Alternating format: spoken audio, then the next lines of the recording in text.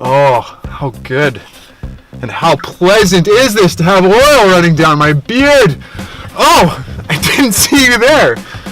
Apparently this was a thing in the Bible, that this was a really good and pleasant thing to have oil running down the beard. I'm not quite sure I'm feeling it or experiencing it, but it comes out of Psalm 133, which was one of the two Psalms we talked about this past Sunday at the Bridge Church. We've been doing the Psalms of Ascent, and these were our last two Psalms that we looked at. You can check them all out at our website, bridgenorthvan.ca, under the sermons.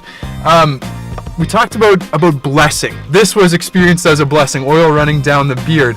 But we talked about in general how God blesses us from Zion, from the place of his dwelling.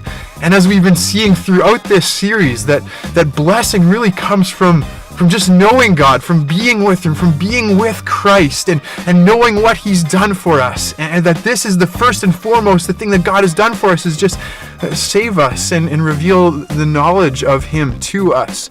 Now, we talked about two different ways in which we can kind of live into that blessing, how we can experience it and respond to it. Psalm 133 talks about community, about living together in harmony as brothers and sisters, and that's where the oil thing comes in, that's even better than oil running down the beard. We talked about how we need to live in unity and resolve the differences that exist between us. And Psalm 134 talks about how we live into that blessing by praising, by worshiping, by blessing God, how we lift up our hands to him.